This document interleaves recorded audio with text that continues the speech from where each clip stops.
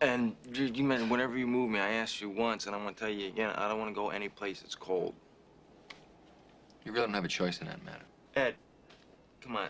Just whoever fucking controls it, just no place cold, all right? Do that for me. I'm He's bronchial, that's why. Well, if he's legitimately bronchial, we'll take that into consideration. Bronchial, would you like to go someplace that's not cold? Okay, can I ask you some questions here? What about my parents? What about them? Am I going to see them? Am I going to talk to them? I mean, don't I have some kind of contact with them? No. No. No, wait a minute. Wait a minute. You mean to tell me that, God forbid something happens to my parents and they get sick, I can't go and see them? Maybe something can be worked out. If they're sick, if there's some extraordinary set of circumstances, maybe something can be worked out. I can't do this, Henry. I can't. I can't leave my parents. Excuse me, Karen. I told you before, I'm not gonna do this unless you and the kids come with me. I can't do it without you, okay? So, you do whatever, but that's it. You need Henry. You don't need me, right? That's right. And frankly, I don't care whether you go or not.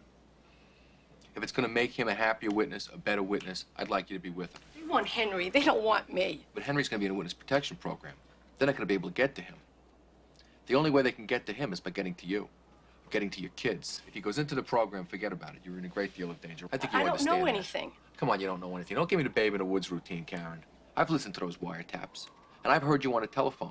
You're talking about cocaine. Conversation after conversation, you're talking to Henry on the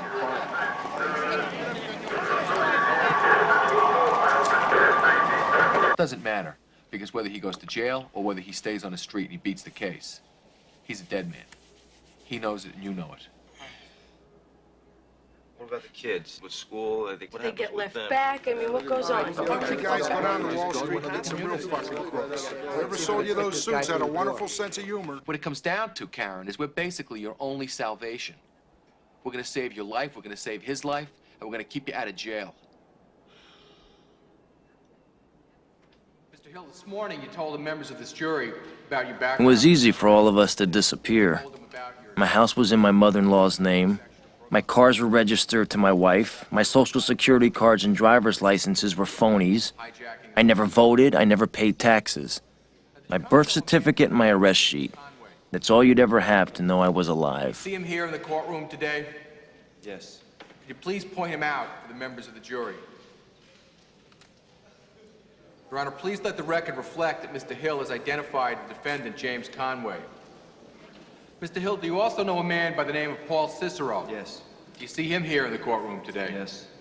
Can you point him out for the members of the jury? Your Honor, let the record reflect that Mr. Hill has identified the defendant, Paul Cicero. Your Honor, I have a document that I'd like to have marked... See, the hardest thing for me was leaving the life.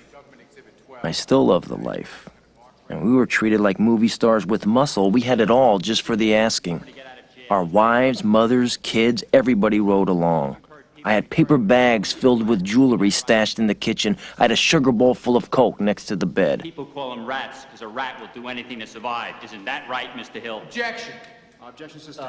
Look, I don't know nothing about being a rat. Mr. Hill, you know everything about being a rat. Objection, Your Honor. In view of the violence... Anything I wanted was a phone call away. Free cars, the keys to a dozen hideout flats all over the city.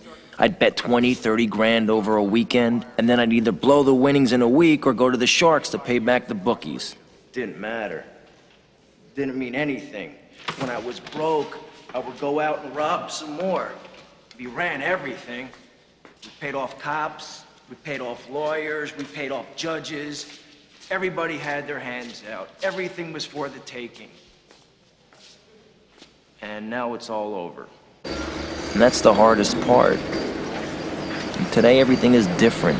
There's no action. I have to wait around like everyone else. Can't even get decent food. Right after I got here, I ordered some spaghetti with marinara sauce and I got egg noodles and ketchup. I'm an average nobody. Get to live the rest of my life like a schnook.